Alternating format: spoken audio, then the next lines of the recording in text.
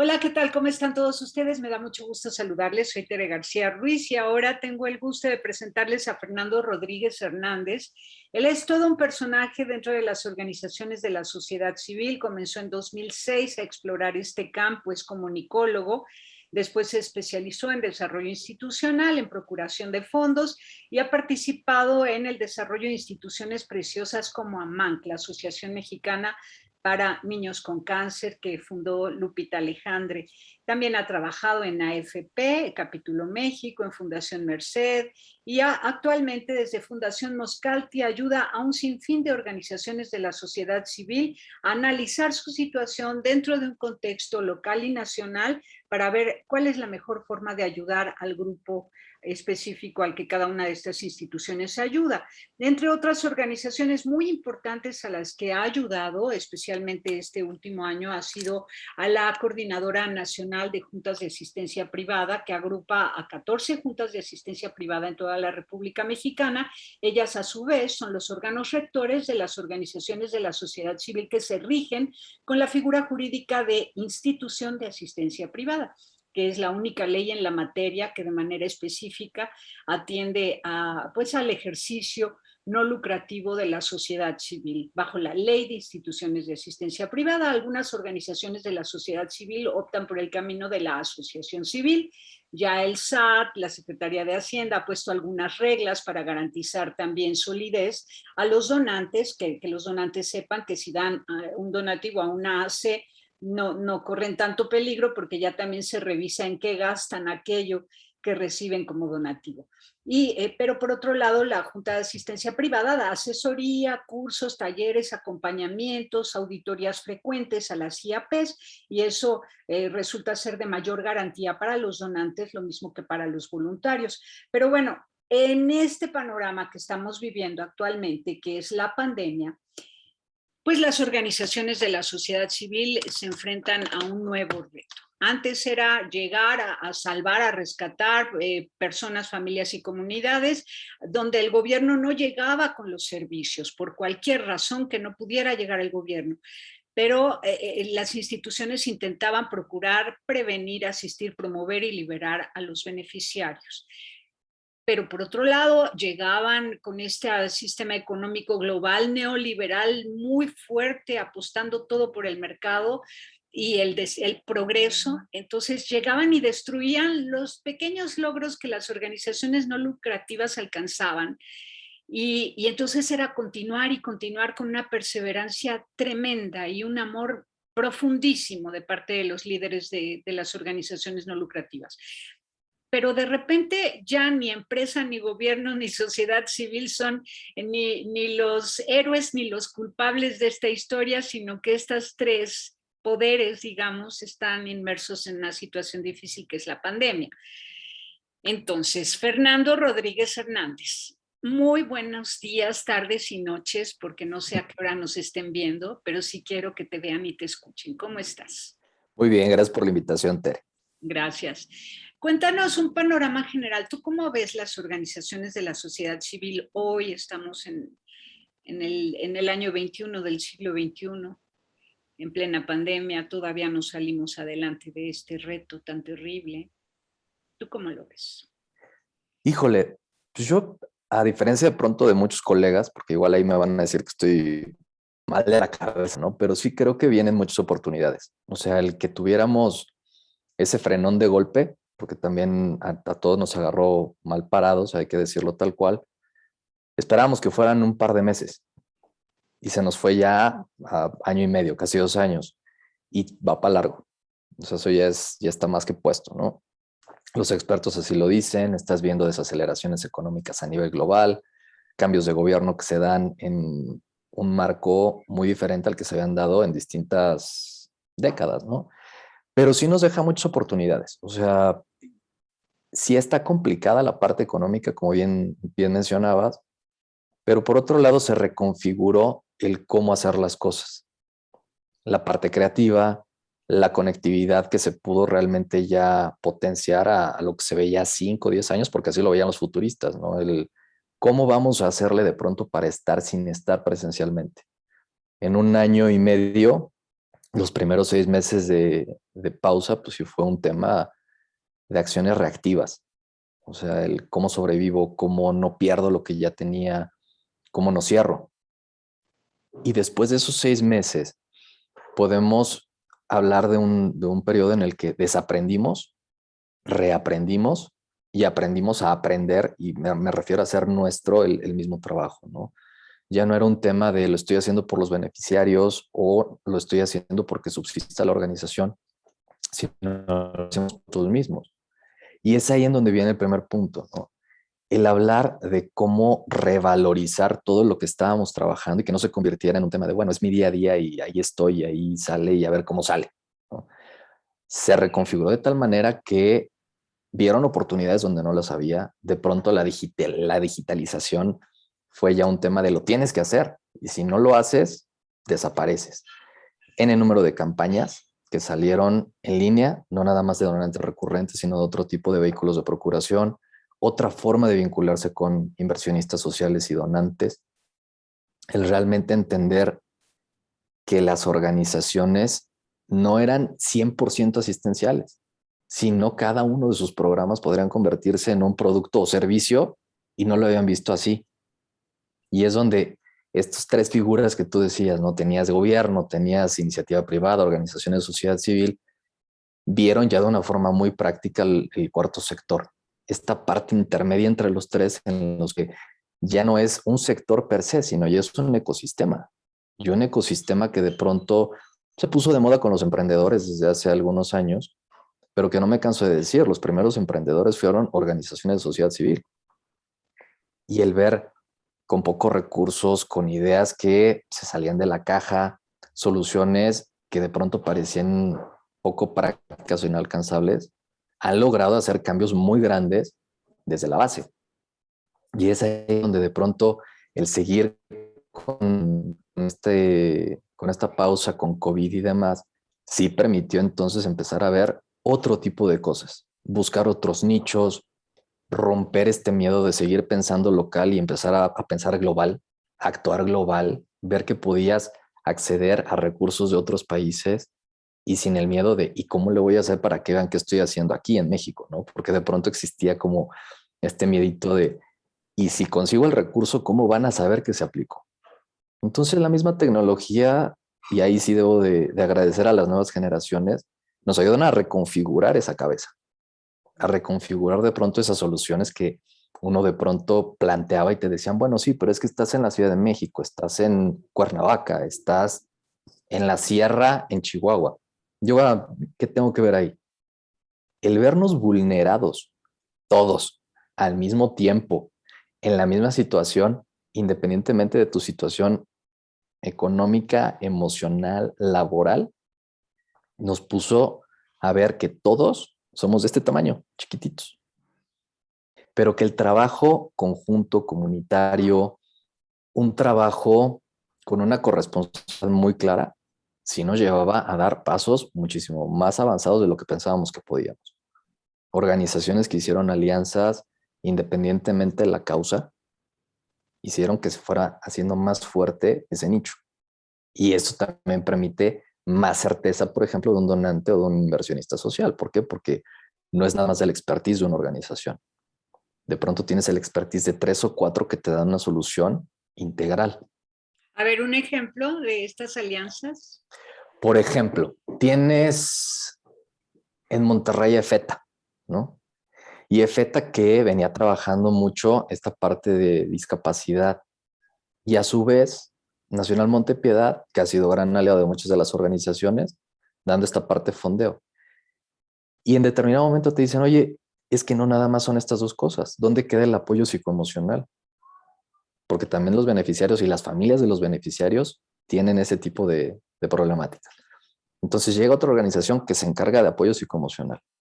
Y de ahí viene el expertise de alguna otra que tiene que ver con la parte laboral. ¿Por qué? Porque FETA, por el modelo que tiene, trata de hacer que los beneficiarios tengan algún tipo de empleo.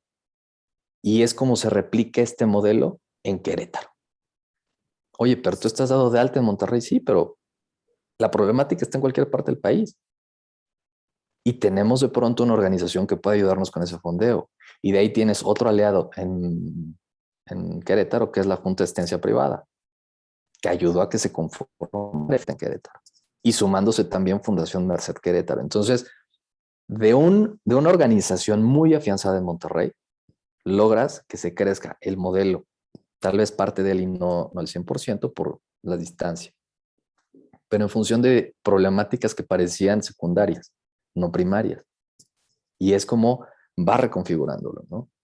Qué El maravilla. entender, sí, el Y entender, los beneficiarios tienen más cerquita a las organizaciones a través de Internet porque pueden exacto. acudir a esos servicios de terapia psicológica y de bolsa de trabajo y todo en un diálogo a través de Internet. Tienen unas entrevistas y cuestionarios a través de Internet.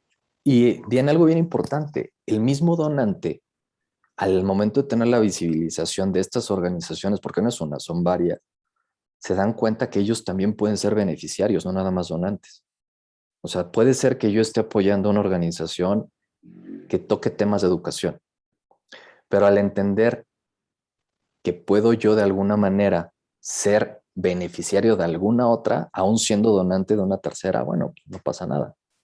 Y es donde vas haciendo más grande esa red que de pronto parecía nada más para población vulnerable. Y es donde te digo, nos dimos cuenta que éramos vulnerables a distintos niveles.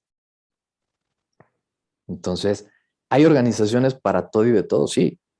De pronto no sabemos dónde buscarlas. Yo creo que ahí más bien sería un poquito la flojera, ¿no? Porque te metes a internet y encuentras de todo. Y al momento también de ver el tipo de campañas, qué campaña te acomoda, que eso también es importante. Te Ya hay refieres a las campañas de procuración de fondos. Uh-huh. a las campañas de procuración, a las campañas de difusión, por ejemplo, de una sola causa, a las mismas campañas de posicionamiento de las mismas organizaciones, ¿no? Porque de pronto tenemos de una sola causa 10, 20 organizaciones. Ok, ¿y cuál es la propuesta de valor de cada uno? Porque te dicen, todos hacen lo mismo. No, la causa puede ser la misma, pero todos lo trabajan de una forma distinta. Y esas alianzas, aún trabajando el mismo tema, hacen que los beneficiarios tengan beneficios más grandes, se les ayude de una forma más rápida y sea integral esa ayuda. Y es donde entendimos esa parte colaborativa. Ahora dime, cuando uno escucha este panorama, una explicación así tan clara como la tuya, uno se imagina un mundo donde todos están haciendo algo por ayudar y todos están recibiendo ayuda, pero no es como que lo ideal piensas que todos tengan trabajo. Estaba yo haciendo un recuento y resulta que tenemos 126 millones de habitantes, Uh -huh. 43 millones de viviendas habitadas por un promedio de 3 personas en cada casa a Más o nivel menos, sí. nacional. Entonces, imagínate, hay solamente 20 millones de empleos formales. Tenemos 23 millones de jefes de hogar que no tienen trabajo. Estoy haciendo como cálculos generales. Sin embargo, por supuesto que tienen algún tipo de autoempleo o alguna cosa informal para poder tener ingresos. Sin embargo, como que de pronto tengo la idea de que todo el mundo está intentando vender algo, pero nadie está vendiendo lo suficiente como para ser después consumidor de todos ellos mismos que están vendiendo algo. Y que esto mismo está pasando en las organizaciones no lucrativas. Todos están pidiendo ayuda, todos están intentando ayudar, pero no hay esa generación de riqueza en términos de lo económico suficiente y tampoco de esa dignidad, esos espacios de honra y dignidad para los padres de familia que se sientan seguros y estables emocionalmente porque son los generadores de bienes para su familia. Entonces, te planteo esto como un fenómeno y tú dime si hay una manera de desenredar esa madeja. Pues no sé si hay manera así como sencilla de desenredarla, sinceramente. O sea, tomando el ejemplo que ponías, tenemos aquellos que empezaron a trabajar desde casa, ¿no? O sea, todavía estaban en ese mundo en el que yo tengo que ir a la oficina, es el único ingreso que tengo. Viene esta pausa, empiezan a ellos mismos a autocapacitarse, porque era algo que la mayoría no estaban acostumbrados a hacer. Y se dan cuenta que al no desplazarse, al ocupar más su tiempo de otra manera, de pronto hubo quien tuvo este segundo ingreso alterno. Entonces te decían, bueno, pero es que ¿cómo le haces? Mi trabajo de diario, por así decirlo, pero tengo estos pequeños espacios en los que tengo otra forma de hacer o generar este ingreso. Y es donde entra la tecnología, ¿no? Quienes no tienen acceso a esa tecnología, porque también es una realidad, tuvieron que salir, pandemia o no pandemia, a trabajar a la calle. Pero hubo otro tipo de oportunidades. De pronto hacían menos tiempo, sí estaban teniéndose que cuidar 3 o 4 veces más de lo que lo hacían las personas que tuvieron el privilegio de quedarse en casa, pero también entendieron que podían hacer cosas intermedias. Entonces, imagínate cómo se empezó a dar ese fenómeno, que hubo empresas que literal hicieron firmar un adendum a los contratos ya existentes para que los colaboradores no tuvieran una segunda o tercera chamba, porque ya lo estaban teniendo en casa, ¿no? Entonces, híjole, ¿por qué limitarlo? Ahora, si eso nos lo llevamos al tema de las organizaciones, imagínate que las organizaciones, el reconfigurar lo que tenían presencial para hacerlo remoto, fue un gran cambio. Dos, el entender que de pronto ellos mismos podían dar capacitaciones, podían ayudar a ciertas certificaciones que requerían las empresas, la misma NOM 35, N número de cosas que las organizaciones tenían como su programa o sus programas y ya no tenían ellos que desplazarse. Sus colaboradores podían hacer estas veces de capacitadores, de train of trainers y demás desde sus casas. Era un ingreso que ellos no tenían ni pensado. Oye, Fer, pero es que la parte fiscal en la que yo no puedo hacer ni recibir más del 50% de ingresos por actividades fuera de mi objeto. Ahí cada vez que me ha tocado dar algún taller al respecto y que tiene que ver con este tema de cómo operar ciertos programas que tienen las organizaciones como negocio social, lo primero que se hace es ver el objeto social y las actividades que vienen referidas en ese documento. Si vemos que esas actividades tienen que verse reflejadas directamente en los programas de las organizaciones, desde ahí ya no estás incumpliendo lo que te marca la ley. Ok, sigo en mis actividades, son mis programas, no estoy haciendo nada fuera de mi objeto. Oye, pero está recibiendo una remuneración económica, claro, porque tengo que cubrir gastos fijos, sueldos, etc. No vivo del aire. Y no es un donativo, no, pero puedo emitir facturas porque también me lo permite la ley. Entonces, ¿está recibiendo más dinero? No. Yo sigo recibiendo la misma cantidad, pero a nivel fiscal estoy emitiendo una factura, que ya para fines fiscales, y te lo podrá decir el experto, ¿no? Oye, todos son CFDIs, porque para el fisco todos son CFDIs. Ya de pronto cambia la clave. Ah, eso es lo que hace que cambie. Pero también viene algo bien feo. O sea, viene esa ley en la que todo mundo entra en pánico y cuando les preguntas, oye, y a ver, ¿cuántas organizaciones realmente conoces que tengan un ingreso de más del 50% fuera de sus actividades? Las cuentas con la mano. Y de pronto ahí te referirías, bueno, pero es que las fundaciones empresariales, ese es otro rollo. Hablemos de las organizaciones como las que estamos la mayoría, que no son fundaciones empresariales y que tienen que estar buscando por distintas fuentes de ingreso ese dinero. ¿Cuál es el promedio de ingresos por donativo o venta de productos o servicios? En general, en promedio, están recibiendo que un 25% de sus gastos. O menos, ¿eh? O sea, ya cuando te pones a verlo puro y duro, cuando ofertan servicios o tienen algún producto, no producto con causa, ojo, producto. Sí. Estás hablando tal vez de un 18, 22%. Entonces, donde dices, híjole, ¿y cómo le hacen para subsistir? O sea, hoy por hoy te digo, después de hablar con N número de abogados, N número de contadores, la gran pregunta, y más cuando empiezan a trabajar con organizaciones de sociedad civiles, ¿y cómo le hacen? O sea, tienen más gastos que ingreso. O sea, es como magia. Pues no, no es magia. El tema es que las personas que trabajamos en las organizaciones terminamos poniendo en nuestra bolsa. Esa es la realidad. Sí. Ahora, cuando les das esta opción y les dices, a ver, imagínate que de los cursos y talleres que les estás dando tal vez a los padres o madres de los beneficiarios, tú eso lo puedes llevar a una empresa. La empresa te va a decir, bueno, te voy a pagar por esa capacitación. Sí, pero la implementación de esa capacitación la puedes hacer con la organización en la que yo trabajo. Entonces, tengo el pago de servicios. Viene esa contraprestación porque estás contratando un servicio. 2, logras un donativo económico etiquetado en función del proyecto que surge de esa capacitación. O tal vez va a ser un donativo en especie, no lo sabemos. Y la relación ahí ya no es de un donante de una vez. Ya la tienes durante todo el año, durante 2 años, tal vez es un plan bianual o trianual, en el cual ya no estamos hablando de un ganar como en una escuela tradicional, ¿no? A mí me gusta más que trabajen ya con el valor compartido.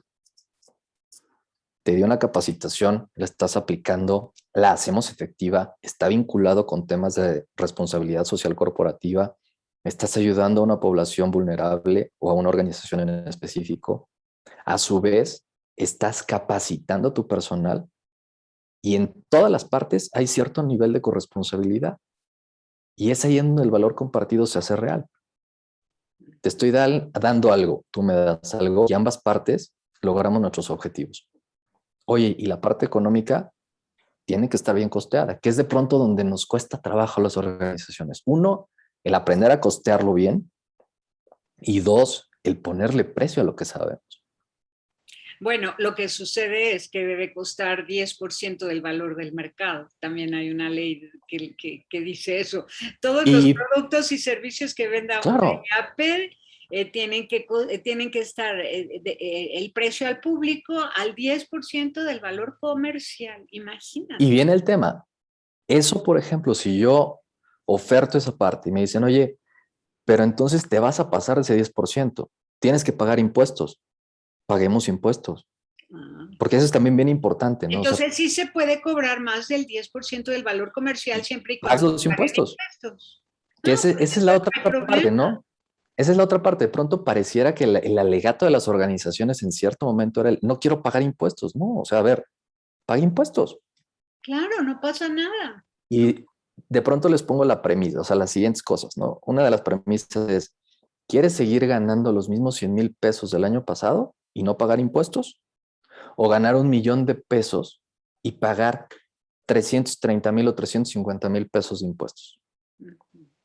O sea, hagamos la matemática. ¿Qué te funciona más? Claro, Estás ganando prácticamente 7 veces más, o sea, son 700,000 pesos que te van a permitir sostenibilidad, apoyar a tus beneficiarios, incrementar el número de beneficiarios y lograr el objeto social que te hace existir, ¿no? Pero es que tengo que pagar impuestos, págalos. O sea, es esa parte de transparencia de tú claro, no vas a incurrir en nada malo, ¿no? maravilloso, porque además así la sociedad civil ayudaría incluso al gobierno, a la recaudación fiscal que tanta falta hace para servicios y bienes, infraestructura, escuelas, hospitales. Y nos sirve también para batir este mito de las organizaciones lavan dinero, ¿no? Porque ese mito ya es así como dices, a ver, si sirviéramos para lavar esas cantidades de dinero, no estaríamos sobreregulados y sobrevigilados a diferencia de una empresa, ¿no? Sí, Porque nos vigilan y nos regulan más que una empresa. sí, Esa es una realidad. sí. Entonces, la siguiente cosa que les digo es, a ver, todos en algún momento vivimos en casa, ¿no? La mayoría de nosotros. Entiéndase, nos mantenían nuestros papás. Éramos niños. Siempre tenemos una parte rebelde en esa adolescencia en la que queremos hacer cosas diferentes, queremos ser independientes, el ingreso que recibimos por parte de nuestros padres. Y ya cuando eres adulto, ya te mantienes, vives solo y hasta tienes tu familia, ¿no? Sí. Si hacemos ese símil con las organizaciones, y se los he puesto en distintos talleres y conferencias, ¿en qué momento quieren dejar de ser niños? Dejar de ser ese adolescente rebelde y beligerante y ser adultos responsables de ustedes mismos. En el momento en que las organizaciones puedan ser autogestivas, tengan el no estar estirando la mano, sino ofreciendo lo que hacen. Ese ofrecer es donde realmente entienden que las organizaciones pueden dar esos servicios, algo que de pronto no existe allá afuera, algo que las empresas necesitan. Y es también una forma de vincularse distinto con la empresa. En automático dices, soy organización de sociedad civil y empiezan a guardar las chequeras, ¿eh? ¿Cuánto me van a pedir? No, a ver, hagamos una alianza estratégica. En determinado momento, una alianza comercial en la que yo te voy a dar, te voy a proveer ciertos servicios, capacitación, etc. Tú vas a pagar por ello y vamos a referir también desde el nivel interno, que es esa responsabilidad social corporativa, cómo impacta en esa responsabilidad social empresarial ya en la comunidad. Lo que estamos haciendo en conjunto. Por ejemplo, FADI, que es otra IAP, te puede decir en tu empresa si es accesible o no a personas con silla de ruedas. Y te hacen todo el estudio, te dicen cuáles son las medidas correctas, cómo se tiene que llevar a cabo, qué es lo que tienes que cambiar. Ujú. Y pagas ese servicio. Y estás entonces sí siendo una empresa incluyente, que va a contratar a personas que están en silla de ruedas con algún tipo de discapacidad. Ujú. Y de pronto cuando le dices a la empresa, oye, ¿sabes qué? Si tú nada más lo quieres por la parte fiscal, si tienes cierto número de personas con alguna discapacidad, tienes un beneficio fiscal. Si tienes tu oficina adaptada, tienes otro beneficio fiscal. Eso se puede deducir de impuestos porque son mejoras al lugar. Entonces, ya cuando se los empiezan a plantear así y no hay realmente desde el origen de la empresa o desde los valores, esa genuina actitud de ayuda, te dicen, ok, tengo beneficios fiscales, venga, pero Ya. hay forma de presentárselos. Y, Y y eso luego, sí, y luego por supuesto que cuando integran a su plantilla laboral a una persona con discapacidad, el desarrollo humano de todo el equipo de trabajo, crece. y de manera implícita, se da en forma natural preciosamente.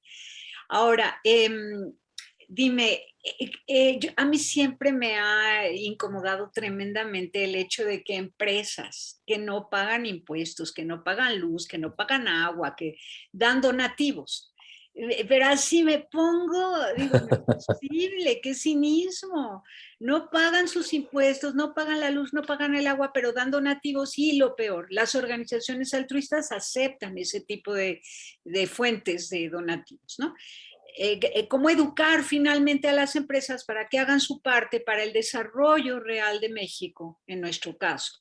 Y que cada vez haya menos pobreza gracias a una aportación justa de parte del sector empresarial, que sí pague lo que le toca de impuestos.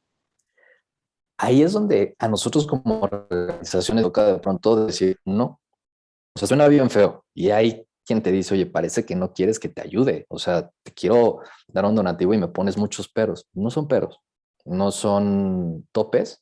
Yo tengo que cumplir con la parte legal. Si algo tenemos que salvaguardar, además y principalmente nuestros beneficiarios y de la causa que estamos tratando de abanderar por problemas multifactoriales, va a tener que ser el cómo operar de forma transparente. Y es donde entra el ser donatario, ¿no? Oye, pero es que ¿por qué? Y es una vez al año y la tengo que renovar. Ajá. Y es más sencillo si lo haces todo por la derecha. Cuando empiezas a hacer cosas no tan transparentes, por favores y demás, te vas a meter en un problema, otro problema, otro problema. Y llega un punto en que esa madeja ya es imparable. Eso, Pierdes la donataria, pierdes mil y un cosas. Y lo peor, sin decir nombres, ya nos tocó con cierta esposa de presidente. Veníamos después del sismo generando la credibilidad que se necesitaba ante la sociedad como organización de sociedad civil. Lo logramos. Viene este personaje, entonces como nada más ayudaba a las que eran sus amigos o amigas, entonces se pierde esa credibilidad, ya no es tan transparente y vuelves a empezar como organización de sociedad civil a volver a generar esa empatía, esa credibilidad, esa confianza. Viene el sismo de 2017. Yo creo que de las cosas más duras, además de pues, ver a vecinos con nacionales, demás, tronados económicamente, sin casa, sin una respuesta tan rápida o directa de pronto de gobierno. De pronto era ver ciertos carteles, cartulinas, hasta sábanas que te decían, trae tus donativos aquí. Yo no soy gobierno ni soy organización de sociedad civil. Yo sí entrego las cosas. Ouch. Sí. O sea, ponernos a ese nivel y decía, híjole, otra vez volver a construir esa credibilidad desde cero. ¿Y por qué? Pues de pronto prácticas mal hechas por algunos. Pero Entonces, es que como decían además las eran abuelitas, públicas, las listas de las empresas que no pagan impuestos ni luz claro, ni agua, publicadas, y luego cotejas con de quienes reciben donativos organizaciones altruistas, de las mismas empresas, Fundación Fulana, Mengana y Sotana, todas ellas con el nombre de la empresa. sí, es ahí Entonces, donde tienes que aprender a decir, no, oye, ¿por qué no? Por mis valores, por lo que hago, por la parte transparente, ¿por qué? O sea, yo entiendo que por igual ética. tú genuinamente como director de la empresa lo quieres dar y arriba de ti hay un consejo y el consejo tal vez incurrió en prácticas que no debían. Entonces, yo no puedo aceptártelo. Oye, pero te representa el año completo de operación. Sí, y me puede también representar el cierre a mediano o largo plazo. El desprestigio social, por lo menos, porque la población está cada vez más atenta, ¿no? A Sí, cómo se mueven los pero dineros. imagínate, ahorita como está la parte legal fiscal, ¿no? Tienes desde hace año y medio prácticamente, si alguno de tus patronos tiene tema fiscal y sigue adentro de tu organización, tú puedes perder la donataria. Entonces ahí es donde dices, híjole, mi parte ética como organización es resuélvelo. En este momento te pedimos que te separes de, no te estamos diciendo que no regreses, resuélvelo y cuando lo resuelvas regresa. Y lo Pero puedes mismo afectar a decirle a los todo, donantes, lo mismo claro. decirle a los donantes, primero paga la luz que debes y luego me haces un donativo, Sí, ¿no? porque de pronto es el, entiendo por urgencia las organizaciones y es de pronto donde también darles un poquito de luz y decirles, a ver, no necesariamente es el donativo tradicional. Y con este donativo tradicional me refiero al llego, estiro la mano y dame porque pobrecito de mí. No. ¿Qué tienes para ofrecer? Y a la mayoría de las organizaciones que he tenido la fortuna y la oportunidad de darles consultoría, darles alguna asesoría, de tenerlas en algún curso, en automático les digo, a ver, cambiemos ese chip. No es pobrecitos de nosotros, porque también así veníamos configurados desde la llegada de los españoles. Y mira que nosotros teníamos realmente organización de sociedad civil bien armada desde los tequios, porque era el Totalmente. bien común. Y de pronto llegan los españoles y te dicen, no, es que te voy a ayudar, te voy a enseñar cómo se ayuda, pero era por un tema de caridad. Hoy por hoy, sí creo que esa parte de caridad, que siendo vieja escuela, hoy por hoy es cómo nos beneficiamos todos, cómo llegamos a esa parte de bienestar. Todos tenemos que entrarle desde el nicho en el que nos toca. Entonces, si entendemos esa parte, si entendemos que como organización de sociedad civil el expertise que tenemos también se presta para dar otra forma de servicio, entonces estamos del otro lado. Y educar a todo el sistema, porque en esa actuación, como la presentas, pues se educa a empresas, se educa a gobiernos, se educan todos como ciudadanos y también los beneficiarios, porque los Claro. beneficiarios sentirán ahora compasión por los mismos líderes sociales, de decir, híjole, ellos están igual que yo, no tienen dinero y me quieren ayudar.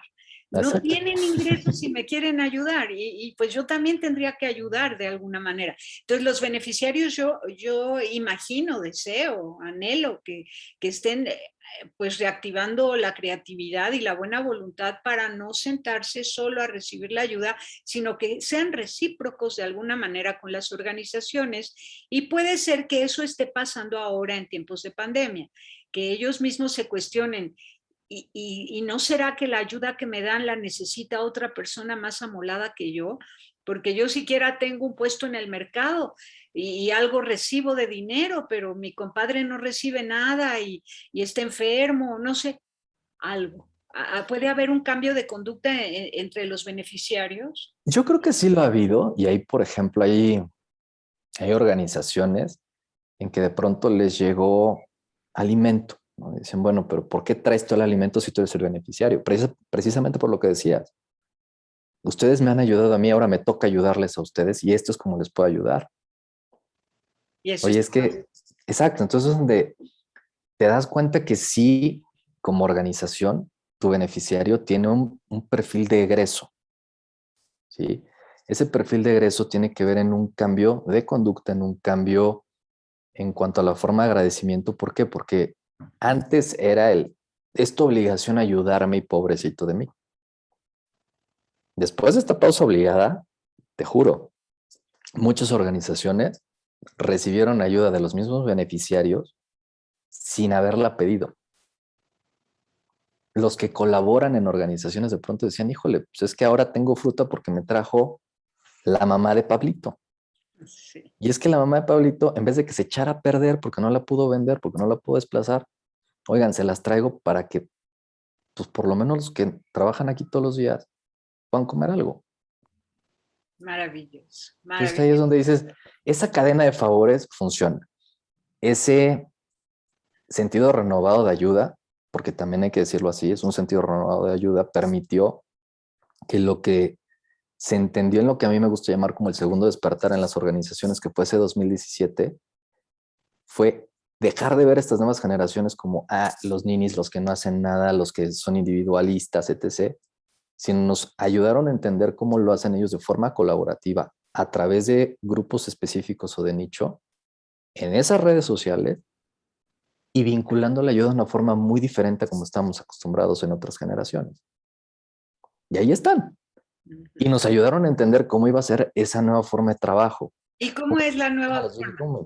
¿Cómo La es? nueva forma es híbrida y la nueva forma puede ser tal vez, y los has visto, han estado de pronto hasta en playas y ellos donde los ves en reuniones o tomando clases, etc. Y no están en la Ciudad de México, ¿no? Se entendió que de pronto no necesitabas esta oficina enorme, etc., sino espacios más reducidos en los que ibas a ir por días, también para no tener aglomeraciones de personas, que es ahorita lo que se te pide, ¿no? Trabajo escalonado, horarios específicos, que se ha tenido que entender y reconfigurar, que también tienes un horario estando aún en tu casa, ¿no? Porque también al inicio todo el mundo estábamos desde las 8 de la mañana hasta las 12 de la noche porque no te despegabas. Pero dime, el tipo de ayuda, antes uno pensaba pues con mucha claridad en las ayudas presenciales, ya sea de alimento, de albergue, de educación, escuela, reuniones con padres de familia, es, no sé, estos espacios donde los ancianos fabrican cosas, artesanías y luego las venden. O sea, todo como muy presencial y todo se tocaba, la ayuda era material, se tocaba, se sentía, pero ahora ya todo se ayuda a distancia, todo es un fluir económico de cuenta a cuenta para ayudar al beneficiario, o sea, todo ya llega en pesos y centavos al beneficiario o sigue habiendo esa ayuda presencial, esa reunión humana o ya no. La cuenta es distinto, o sea, ya no es todo por ejemplo, el mismo voluntariado, ya no es todo 100% presencial, ¿no? Ya ha habido voluntariados remotos que han funcionado bastante bien y eso también ha abierto como esa otra opción. Dos, cómo cuidar al que necesita que lo cuide y me cuida a mí, adultos mayores. Hubo ciertas empresas que dijeron, a ver, pues las personas estamos deprimidas por estar encerrados y no hay contacto humano. Y el que sea remoto no tiene que ser frío. Y eso también es bien importante entenderlo y es algo que, insisto, las nuevas generaciones nos han enseñado, ¿no? O sea, ¿cómo le hacen para tener ese nivel de contacto si ni siquiera se conocen físicamente? Ojo. ¿Qué fue lo que hicieron? Empezaron a hacer estas sesiones con adultos mayores a distancia a través de telellamadas. Los mismos adultos mayores ayudaron a romper ese mito de no, la tecnología y el adulto mayor no se llevan, al contrario, te dicen, enséñame porque así puedo hablar con mi hijo, con mi nieto, con otra persona, con mi amigo. Entonces se rompió esa parte. Se les volvió a incluir en esta cultura digital. Vamos, suena muy raro, pero es una manera de rehumanizar. Y ese rehumanizar de pronto oye, no te puedo tocar así, no. Pero antes ni me hablabas por teléfono. Es Sí. la realidad. Y ahora, bueno, videollamada y hacemos reuniones con otros amigos. Había personas que no se habían visto en años. Y con esto volvieron a conectar. ¿Qué sí se puede? Lo que trabajas en grupo haces que menos personas puedan llevarlo presencial. Eso sí, reduces el problema de riesgo de contagio, haces realmente un protocolo de bioseguridad para hacer ese tipo de eventos, pero reconectas con la gente. Es una reconexión distinta. O sea, te soy bien sincero, ¿qué me sigue generando escozor cuando alguien dice hay que volver a la normalidad? Ya no, a ver, no vas a regresar a nada. Eso ya se acabó, ya Sí. pasó. La nueva normalidad la empezaste a vivir y hay que entender que tenemos la oportunidad de escribir esa historia. Sí, que Ya cuando hacerlo entendemos, nuevo y distinto y que haya mayor justicia social, porque a todos esta situación nos exige una mirada más justa y actuación más justa, más real, más eficaz, ¿no? Más, esa que llamas eficaz, imagínate lo eficaz de esa nueva intervención con lo eficiente de la tecnología. Entonces, al tener la eficacia y la eficiencia que tienes, efectividad. uh-huh. Si pensamos de forma efectiva, si pensamos no en otra vez yo me mimé conmigo, ¿no? Sino en los demás. Uh-huh. Bueno, ¿cómo le hago? ¿Cómo me salgo de esa caja? Y es donde te decía, el desaprender y el reaprender son de las grandes oportunidades que nos ha dejado esta pausa obligada. Maravilloso. El cambiar cómo ayudo, o sea, dejó de ser un tema de transacción económica a decir, ok, pero quiero volver a estar allá afuera. Antes no querías. Y digo, no me dejarán mentir las organizaciones. Tú le decías a un CEO de una empresa, oye, ven y esto, el otro, no iban. Y hoy están en los eventos de Zoom. Como que esa barrera digital piensan que ya los mantiene alejados y al contrario, te abre la puerta a contactar y a ver a esa persona que no ibas a ver nunca. Excelente, excelente, una observación magnífica. Es verdad, antes no se acercaban físicamente a conocer a su institución beneficiaria y ahora a través de Zoom las están conociendo. Maravilloso. Ahora, dime, de las reglas del juego, supongo que algo tiene que cambiar.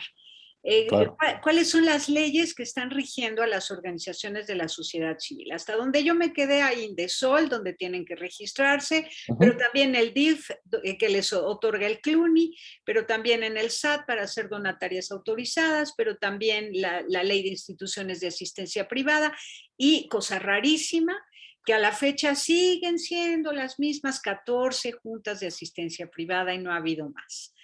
¿Por qué no hay más ley de instituciones de asistencia privada? Bueno, ¿cuáles son los atorones legislativos, ¿no? ¿Qué hay que modificar de las leyes? ¿Qué modificaciones se esperaría que hubiera para mejorar?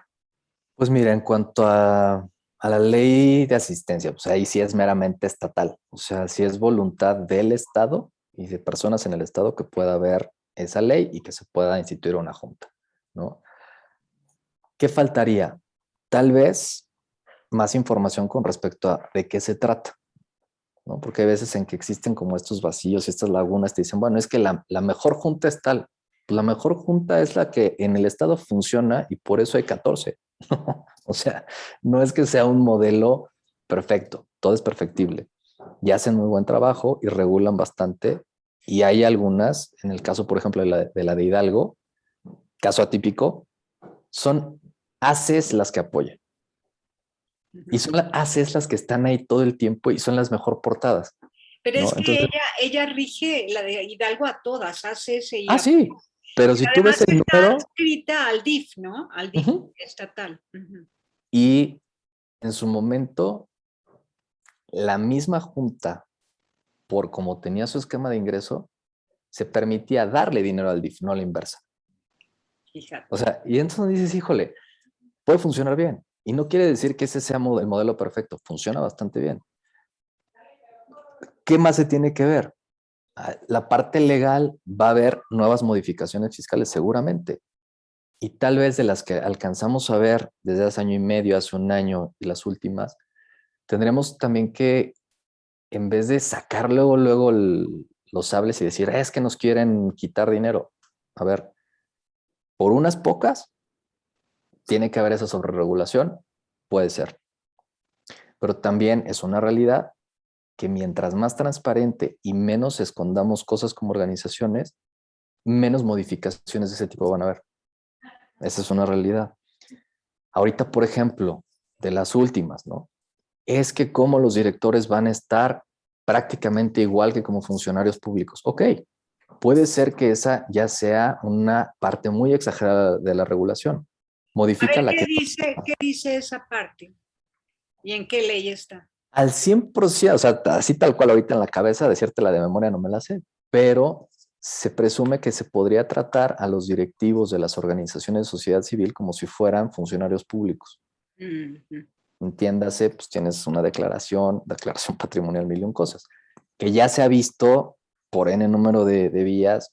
Apple Seed, que tiene un séquito de organizaciones, bueno, más bien de despachos de abogados, el mismo CEMEFI, a través del nuevo director de Bucio, ya se vio cómo era esa parte no constitucional.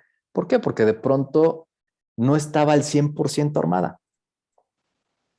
Y es donde dice, ok, sí tiene que haber también ciertas diferencias. No te pueden tratar como funcionario público si perteneces a una organización que es una asociación civil, que por eso existe ese formato, y eres no lucrativo, o eres parte de una institución de asistencia privada, en la cual se presume ya tienes a la junta que te está regulando. Entonces, son el tipo de cosas que se tienen que trabajar.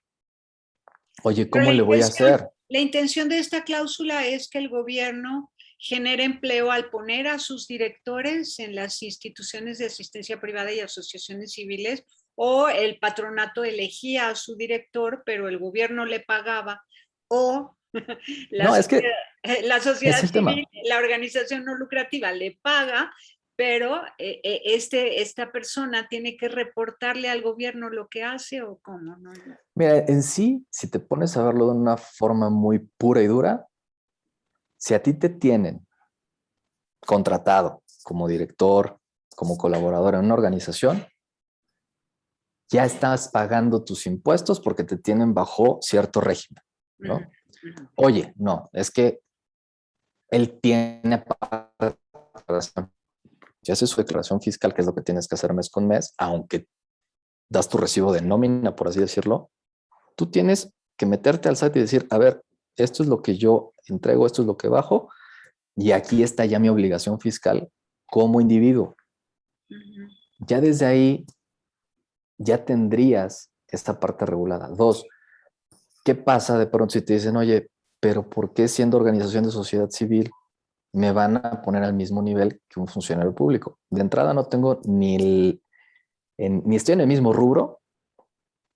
Sí doy una parte asistencial, pero yo no soy un funcionario elegido, se presume, por pueblo o en su defecto en un sistema de competencia con otros 3 o 4 para llevar la dirección de una secretaría, ¿no? Eso es diferente.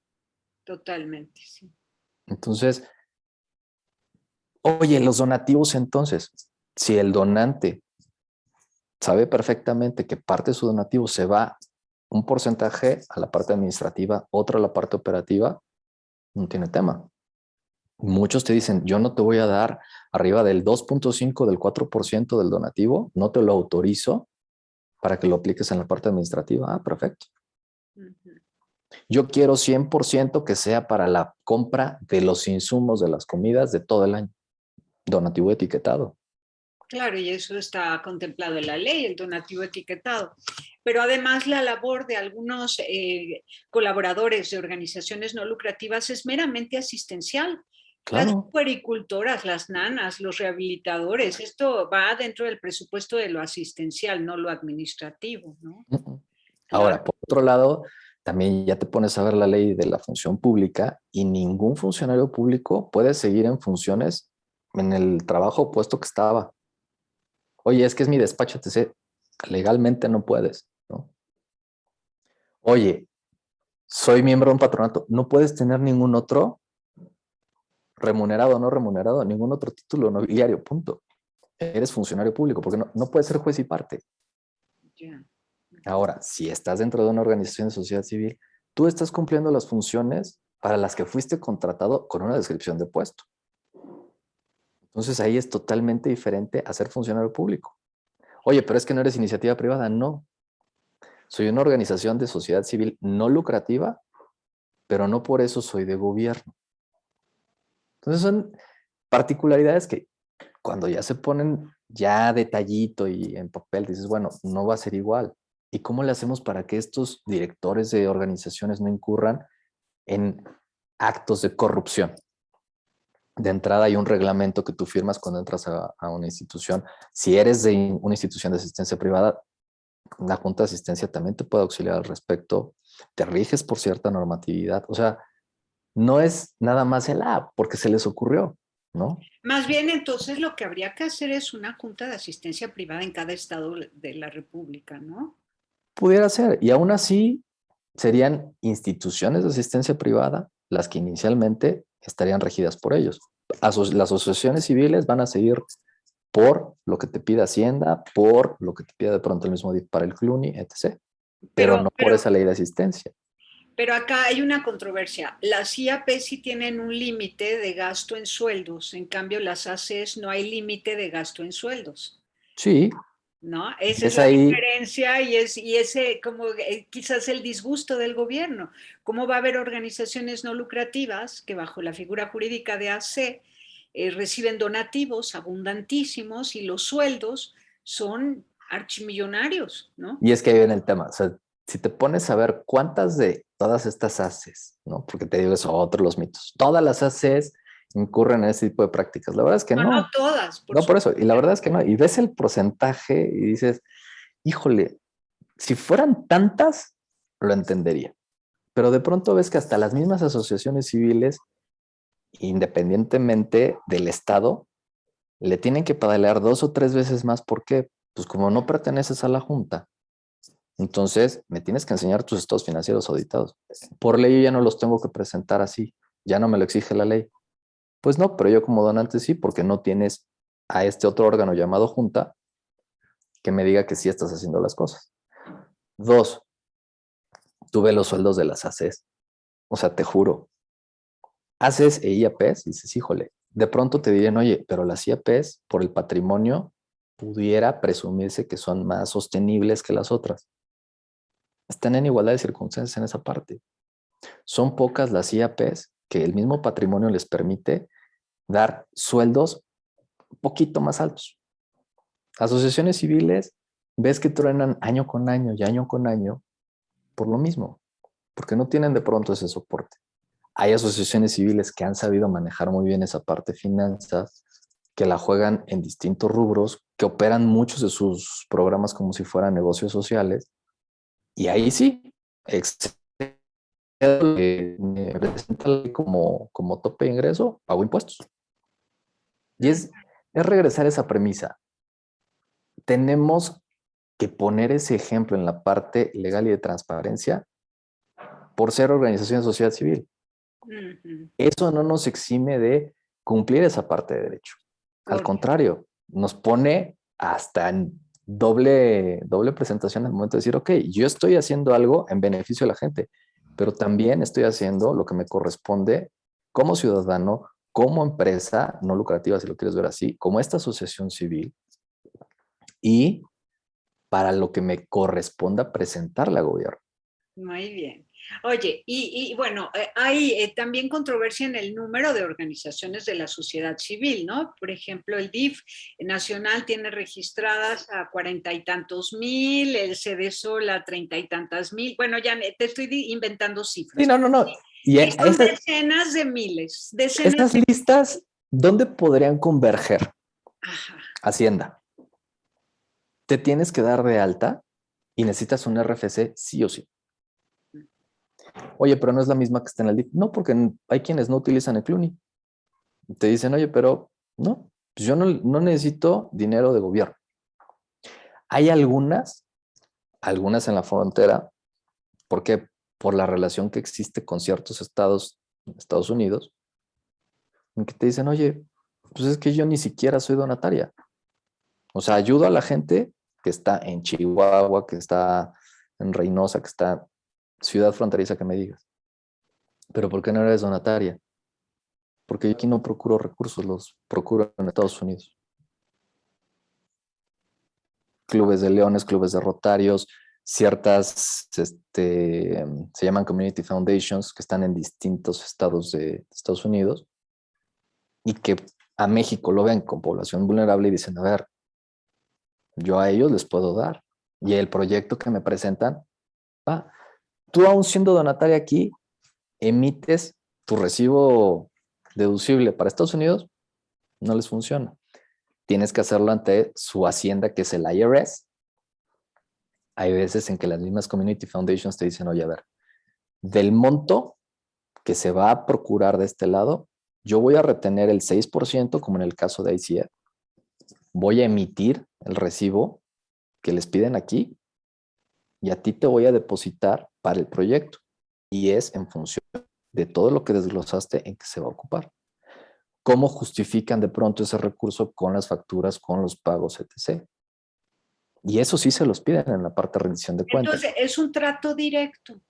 Y la ley mexicana permite recibir esos donativos.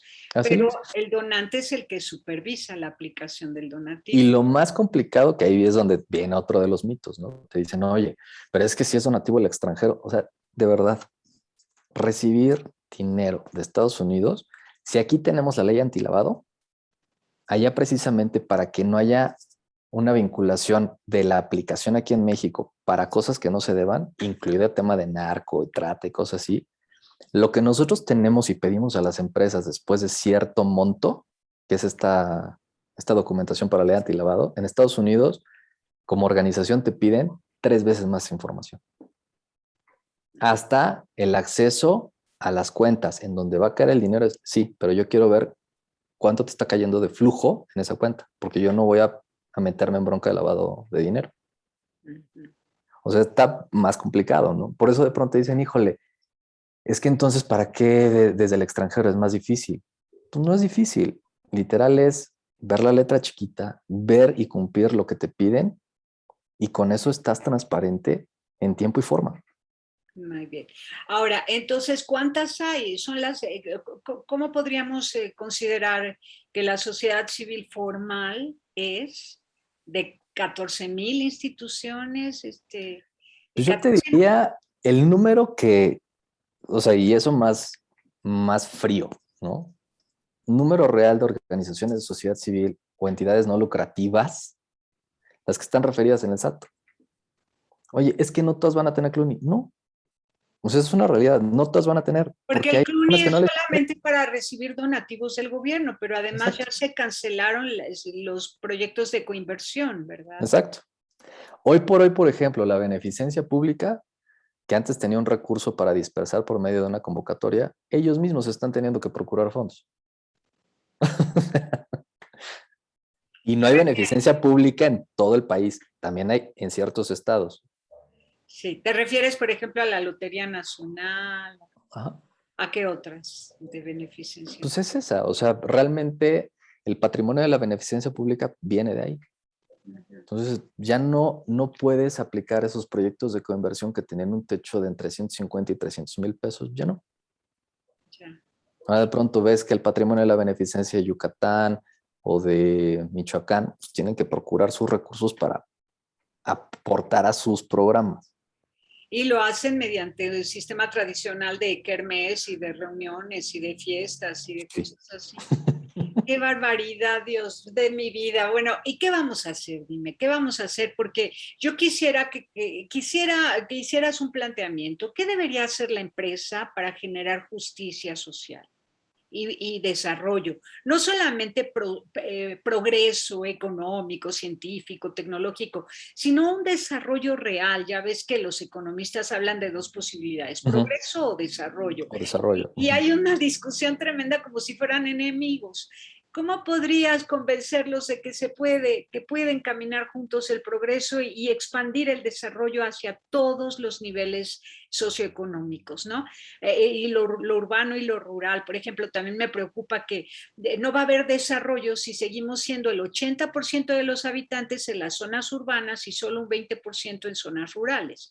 Entonces, no, es un desequilibrio tremendo. Si solo el 20% de los mexicanos vive en zona rural y el 80% apillotado en zona urbana, no hay desarrollo. O sea, simplemente esa distribución poblacional impide el desarrollo. Entonces, ¿cómo convencer a las empresas de que procuren progreso y desarrollo al mismo tiempo? ¿Cómo convencer al gobierno de que la sociedad civil es el corazón, el alma de las posibilidades para México? Es como el corazón que está avisando, avisando, avisando. ¿Cuáles son los problemas y las necesidades más apremiantes y cómo está protegiendo, consolando, previniendo males sociales y liberando a estas poblaciones afectadas por tanta historia, ¿no? De todo tipo. Y luego, cómo pues, cómo hacer que la sociedad civil conserve ese espíritu de bondad. Entonces, Ahí, y seguramente los economistas me regañarían, pero para mí, progreso y desarrollo es como definir cuál es tu relación con el dinero, ¿no? Hay personas que te dicen, pues mi relación con el dinero es un fin, hay quien lo ven como un medio, hay quien lo ven como un recurso, hay quien como yo lo ve en paralelo, está ahí todo el tiempo y pues, de pronto entras en la vía rápida, tú te sales a los laterales y demás, así es. En este caso, para que exista ese progreso y desarrollo, yo me iría, y te digo que me van a regañar los economistas, a algo llamado escalabilidad. Y esa escalabilidad funciona y en qué puedo ayudarte y viceversa. a ver, dijiste ¿Tu escalabilidad. empresa, Es que de repente escalabilidad? se te cortó la voz. Esa Escalabilidad. escalabilidad te lleva a entender en qué eres bueno y cómo puedes aportar de un lado y viceversa. Tú como organización, sociedad civil, en qué es bueno y en qué puedes aportar. Ese cuarto sector que te digo ya más bien es, y ya hay de que tomarlo tal cual como un ecosistema, porque somos personas, independientemente del sector. Al momento de hacer este trabajo colaborativo, tú ves que la misma empresa, sus clientes, son de pronto los beneficiarios de estas organizaciones.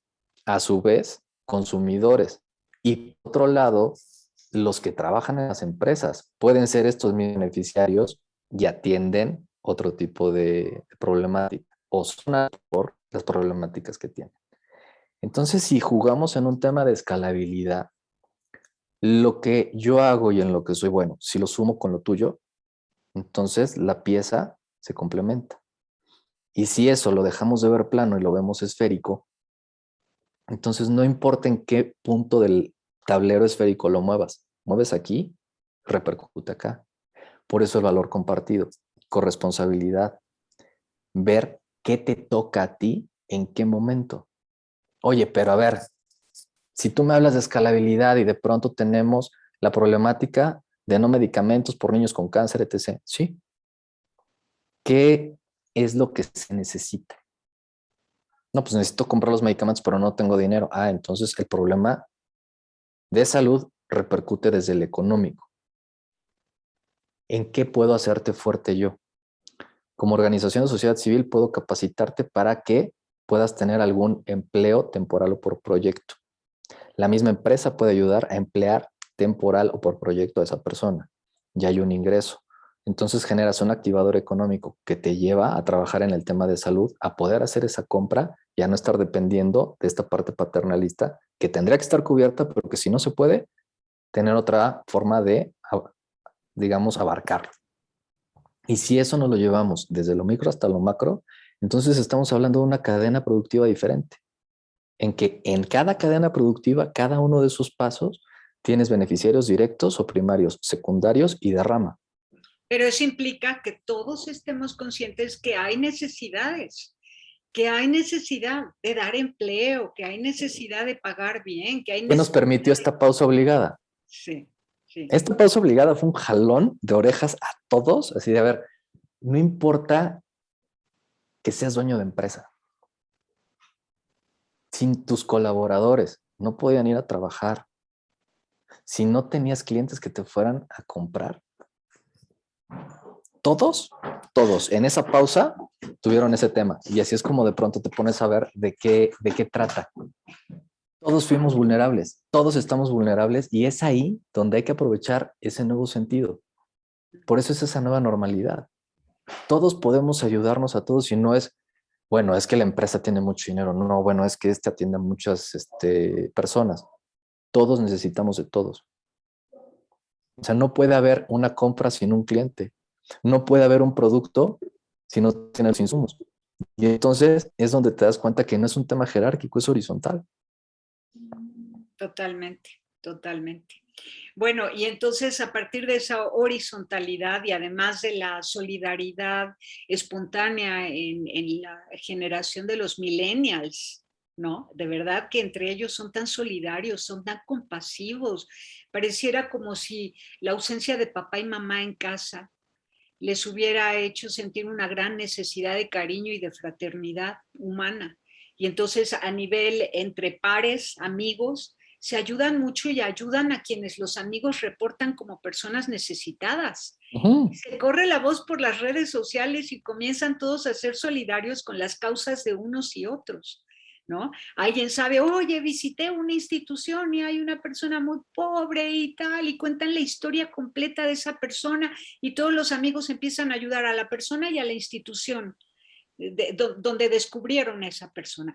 Y así es impresionante el movimiento entre los jóvenes y creo que es una gran enseñanza y podría aplicarse a lo económico, lo político, lo social, estar pendientes todos de todos y darle valor y valor, más bien encontrar el significado y el valor de cada vida humana, que cada vida humana importa. Bueno, entonces, estos cambios que tú vislumbras se van a ir madurando, se van a ir madurando. ¿Tú consideras que sí? Yo creo que sí, y más que madurándose, vamos a ir descubriendo nuevas formas. Porque también, así como en su momento era el zapping y le cambiabas al canal, ahorita la conectividad de la información está muy cercana. Esto que te decía, el rehumanizar, independientemente de la parte digital, de lo remoto, es lo que sigue. El cómo entender que no es nada más aventar a través de una transacción de punto a punto dinero, sino qué conlleva, cuál va a ser el impacto, cómo lo voy a aplicar, qué oportunidades tengo de pronto de conectar con otro ser humano en función de esa ayuda, cómo se van a hacer distintos núcleos de núcleos para poder ayudar a más. Por eso sí es dejar de pensar lo local y verlo global. Ahora, Tal cual. poder ayudar a más, ¿no? Tradúceme ese significado de ayuda, porque yo todo el tiempo pienso es que hay que prevenir los males sociales. Ah, ¿No? ¿Cómo hacer que cada familia sea autónoma y autosuficiente? Cada familia, no cada organización altruista, sino que cada familia, cada tribu, cada clan tenga su espacio de desarrollo. yo te diría que ahí viene en función de cómo se les van dando herramientas. Y no es que una sola persona o un solo grupo sea el encargado de dar estas herramientas. Cada uno puede ayudar a otro grupo y es como se va haciendo esta red. Si yo sé que soy bueno en la parte financiera y otro es bueno en otra parte que tiene que ver en la comercial, etc., se van a conjuntar. Me enseñas, te enseño, pero crecemos juntos. No crece uno más que el otro. Y te decía, esta parte colaborativa es la que otra vez está empezando como a retomar. El que ya sea el ayudar, no apoyar, porque ahí es donde viene el tema. Yo te apoyo y te doy un par de cositas para que salgas del paso, ¿no? Ese es el apoyo. La ayuda es integral y es donde viene este activador económico, activador educativo. Tiene que darse desde la misma persona. ¿Cómo se hacían las cosas antes? Pues lo hacías a través de de boca en boca, ¿no? Y tenemos una tradición oral brutal. Hoy por hoy, de pronto dicen, híjole, ¿cómo aprendieron estos niños a hacer eso? Porque ya ni siquiera le escribieron, le preguntaron a YouTube de cómo se hace tal cosa y hay un tutorial. Y si esto de pronto nos vamos pasitos para atrás, ¿qué pasa si los tutoriales empiezan desde esa familia?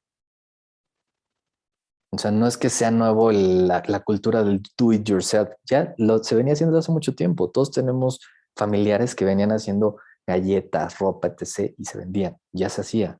La diferencia ahora es que se digitalizó y lo tienes en nichos específicos, en marketplaces en los que puedes contactar a personas de aquí o a ti si quieres y te compran desde la India, no pasa nada. Pero si eso lo traducimos en la parte de ayuda, esto que ya estamos viendo a nivel comercial, trasladémoslo a la parte de ayuda. ¿Cómo puedo ayudar a otros con la parte educativa que es básica y no una educación formal al que de pronto no tiene configuración en la cabeza? Una educación igual a escuela. No, es una educación en función a capacidades, en función a ciertas herramientas que tiene uno a nivel personal, a las mismas habilidades que tienes. Y sobre eso entonces vas conformando otra manera de interactuar. Claro, porque ya fueron muchas décadas de los licenciados, maestros y doctores y todos desempleados. En cambio, en la época de los dones, Exacto. era el don, ¿no? El don fulano, don mengano, pero no había un solo papá desempleado. Todos tenían sus propias habilidades, sus negocios, entre ellos se ayudaban. Y Ahora, reconfigurar, priorizar, porque, a ver, digo, ok, estamos en México, Latinoamérica, pero tú de pronto ves en Alemania, ¿cuántos son trabajadores técnicos, obreros, y ganan bien, viven bien? Aquí en automático, si no eres un licenciado, si no eres un doctor, si no eres un maestro, no vas a tener trabajo y te vas a morir de hambre. ¿Y qué pasa con esa parte técnica, con esa parte obrera que tiene también que ser revalorizada y también con una reconfiguración económica para que también ganen bien? que además ahora son los primeros, los que más ganan, porque todos encerrados en nuestras casas estamos necesitando al plomero, al electricista, de manera mucho más frecuente que antes cuando nuestras casas estaban vacías, eran hoteles solo para llegar a Exacto. dormir. Y ahora en constante uso, pues sí que algo va pasando en las paredes, en los baños, en todos lados, y ellos que eran los últimos ahora son los primeros, son los trabajadores preciadísimos, ¿no? Así Y es. bueno, entonces seguimos aprendiendo, la misma vida nos está enseñando, hay esperanza y todo va a depender de una buena actitud y un buen deseo de bien para todos, Claro. habiendo descubierto que todos somos vulnerables, que todos dependemos de todos, que ya no hay que generar males sociales. Eso es lo que más creo que hay que frenar. Ya no sigan invadiendo tierras, arrebatando ríos, explotando minas, frénense porque están generando una pobreza que ya es en demasía, es exageradamente injusta, ya no, no más de eso. Entonces, ojalá tú crees que los empresarios estos que a nivel transnacional han ido ahuyentando a la gente del campo y orillándolo a vivir, a malvivir en las ciudades, que son luego los beneficiarios de las organizaciones altruistas que no se dan abasto, ¿no? Podrían ya detener un poquito esa depredación. A nivel global, tú lo vislumbras. Pues las nuevas generaciones lo están logrando, que eso es bien importante, ¿no? O sea, de pronto decían, híjole, es que el millennial son 2 años y se cambia de trabajo. ¿Y qué pasa con la empresa que se queda sin ese colaborador? Le invertí, le metí dinero y tiempo a alguien a quien yo pensaba iba a estar. Ya no. ¿Y en dónde se están quedando estos millennials, estas generaciones X, Z? Se están quedando en donde sí se cumple lo que ellos querían para sí mismos y para un cambio. Entonces las mismas empresas están reconfigurándose para poder entonces hacer que ellos estén, mantenerlos, que ese propósito que traen de el trabajo que quiero hacer, quiero que impacte al mundo, ok, pero ¿cómo si tú no me estás dando las herramientas para hacerlo? Entonces, esa reconfiguración se ha ido dando. No va a ser rápida, o sea, son generaciones, ¿no? Pero ya se viene dando con un poquito más de velocidad y constancia al punto de ciertas empresas decir, no me voy a arriesgar a que me renuncien y se vayan a mi competencia que sí les está dando la oportunidad de un trabajo híbrido o a distancia. A Y ese que nivel. y que la empresa no está depredando, porque los Exacto. jóvenes ya no quieren trabajar en Dos, empresas depredadoras. que la ganancia se vea reflejada en la comunidad en donde tienen unidades de negocio, a los colaboradores y demás. No es nada más para que siga siendo rico a la otra persona. Es más, vean cuánto ha crecido las empresas Sistema B o las B Corps a nivel global en los últimos 5 años. Y tiene que ver precisamente con una reconfiguración de cómo hacer las cosas. Hoy por hoy en México, quienes han querido entrar al Sistema B y ya son empresas constituidas, tienen que cambiar ciertos artículos, por así decirlo, de sus actas constitutivas para poder ser Sistema B a ese nivel. Entonces, es todo un movimiento, viene cada vez más fuerte. Los jóvenes van a seguir siendo esa presente, no nada más el futuro de cada país, pero sí van a ser quienes nos van a seguir enseñando muchas cosas. Claro, como ejemplo los jóvenes de Chile, ¿no? Que decían, ya no queremos que nuestros papás vivan llorando, amargados y tristes porque no nos pueden pagar ni siquiera la colegiatura de la escuela, Tal ¿no? cual. Entonces, ya los jóvenes sí se están revelando y están más atentos porque en casa están viendo mucha angustia. Y Mucha ojo, es un activismo distinto, ¿eh? No es un activismo como el que estábamos acostumbrados a ver de marchas y salidas. Es un activismo digital muy constante. también, claro. Ahora, profundiza un poquito en el tema de las empresas tipo B, porque, bueno, yo creo que soy ignorante en la materia y habrá muchos como yo que se quedan, bueno, especifican. Esa es, y lo pueden, aquí en México, así lo buscan como sistema B o empresas tipo B. Fuera del país se les llama B Corps. Tiene que ver con un manejo sustentable y sostenible. Tiene que ver con buenas prácticas a nivel interno con los colaboradores, no dañar evidentemente el medio ambiente, no como se estaba acostumbrado. Y sin que sea una economía circular al 100%, toca muchos de los puntos de la economía circular. Entonces, están también resolviendo problemas sociales desde lo que hace la misma empresa. ¿Por qué? Porque, digo, las empresas sociales, y el señor Mohamed ya nos lo ha dicho en un número de veces, cuando la empresa tradicional entienda que puede ser una empresa social, se acaba la pobreza en el mundo. ¿Por qué? Porque se redistribuye ese ingreso y porque lo haces para seguirlo invirtiendo en el negocio y ayudar a más personas. No se lo queda nada más el dueño de la empresa. Sí, sí, sí, y sí, sí, sí.